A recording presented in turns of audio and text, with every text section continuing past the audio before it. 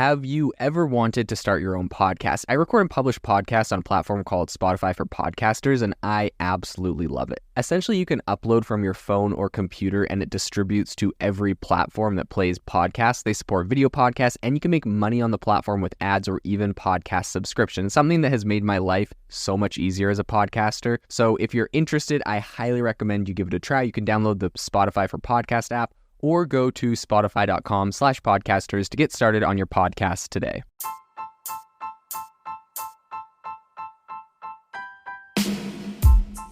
Welcome to the ChatGPT podcast. I'm your host, Jaden Schaefer. Each episode, we dive into the latest developments in the exciting field of artificial intelligence, exploring its applications and potential impacts on our daily lives.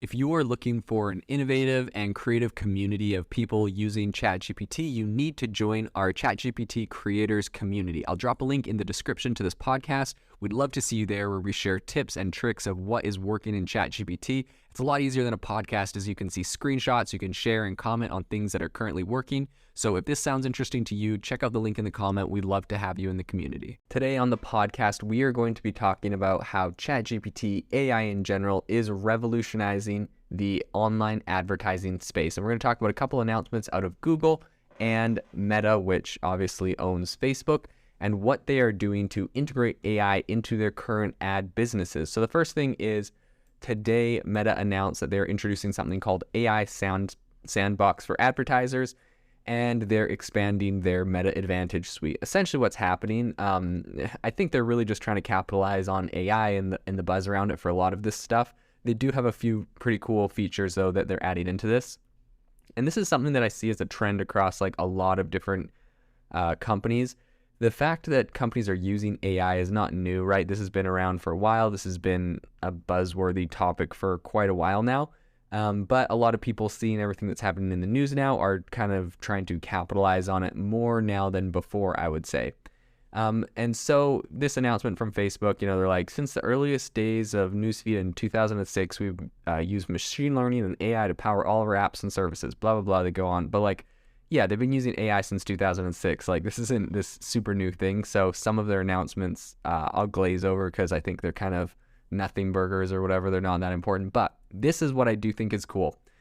They announced that they will be doing text variations in their sandbox. So you'll be able to generate multiple versions of text to highlight the important points of your ad copy.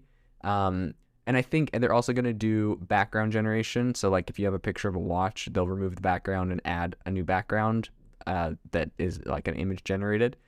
And they'll do image outcropping, which essentially just adjusts your ads to fit different aspect ratios. So like in, Instagram Reels or Stories, there's different aspect ratios, and I guess they're calling the image outcropping AI. I mean, I guess it's AI. It seems really not very exciting, right? It's like you have a picture of a toothbrush and they choose how to auto crop it into a square instead of a rectangle. Like, I guess you would need AI to identify that the product is in the middle, so it's not just like straight up, I don't know, whatever. That doesn't seem that exciting, but anyways, that is one of their announcements. Now, I'll tell you why I think this is actually bigger broadly, not necessarily for what this is exactly, but for where this is going. I think this is going to be massive. In the future, this is what they're going to inevitably add, because we start seeing it here, where like essentially you throw in like some text and they use AI to generate more text.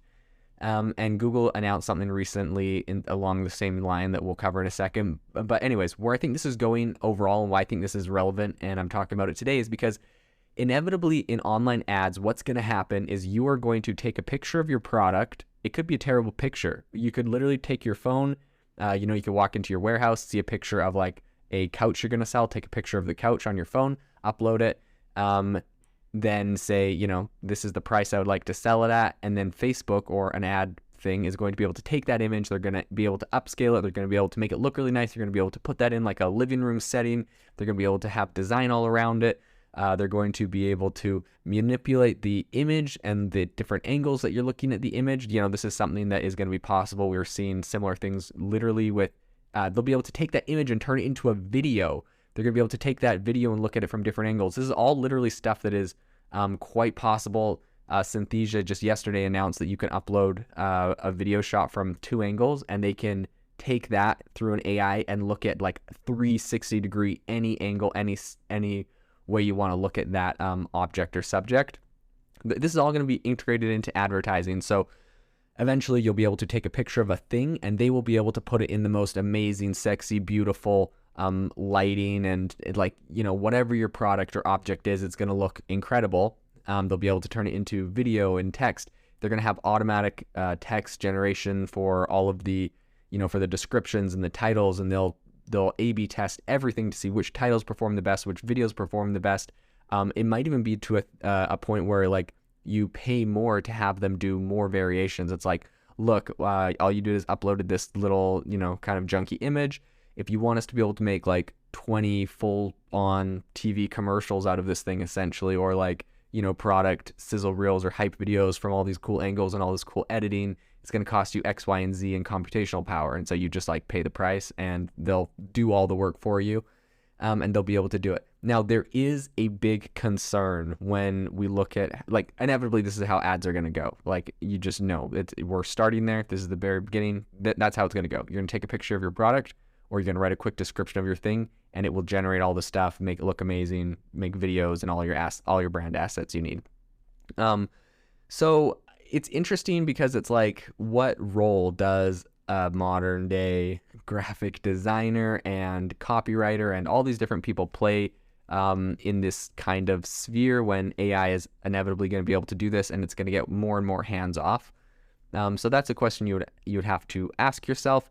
Perhaps, yeah, it's going to be very interesting.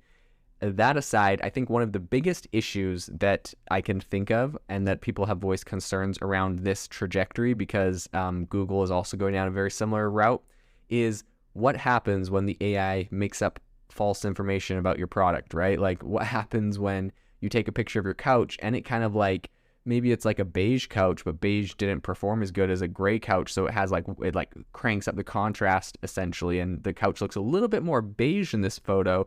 Someone buys the couch, it comes in, or I'm sorry, it looks more gray. The couch, they buy the couch, it comes in, and all of a sudden they're like, hey, I ordered a gray couch, not a beige couch, but like, that's what the picture looked like because Google found that's what performed the best, or Facebook or whoever.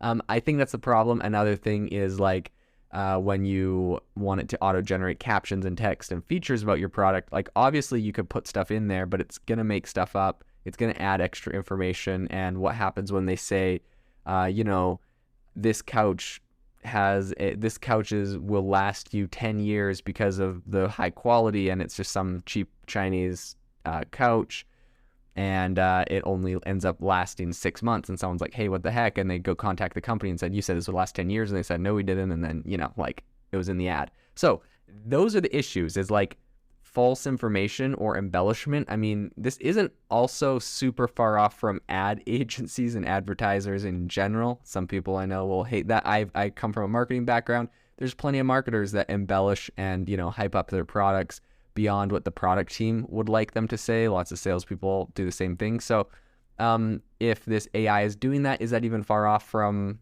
you know, what people are doing? Obviously, it would be considered like ad fraud or something like that. So not good. Google is actually going to be essentially doing the same thing with their ad business in a way.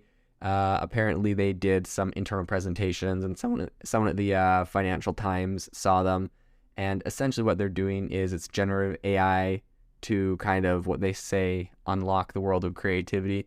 But, you know, pretty much what they're doing is integrating their Bard chatbot and the AI technology behind that to help supply creative content and images and videos and text related to a particular campaign. So essentially the AI is going to remix all of the content you give it, right? You could throw out a whole bunch of videos and text and images about whatever your campaign or product is.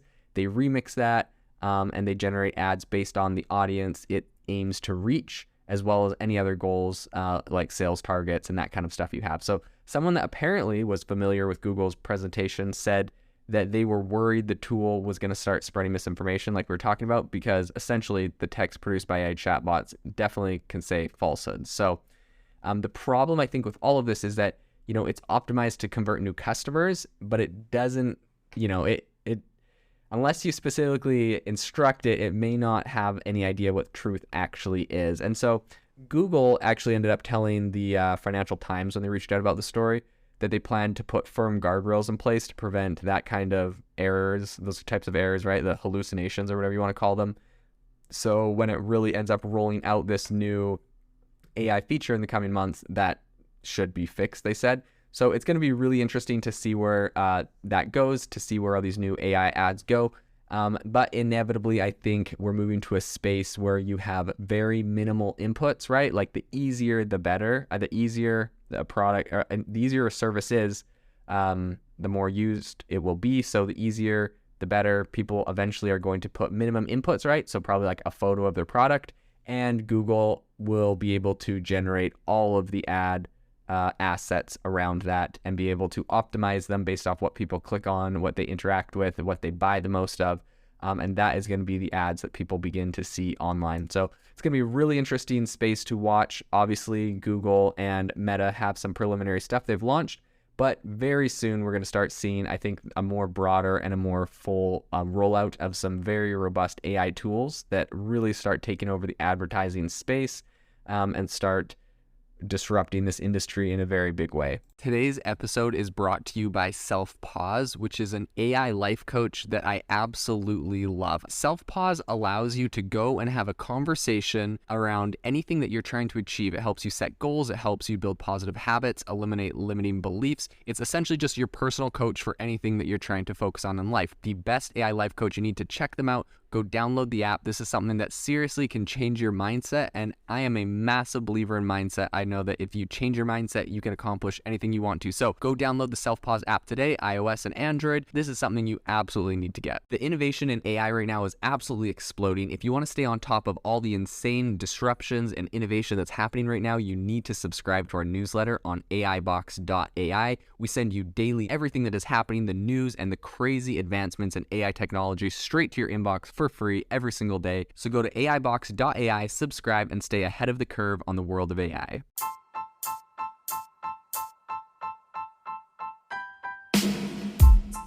You've been listening to the ChatGPT podcast. Make sure to rate us wherever you listen to your podcasts and have a fantastic week.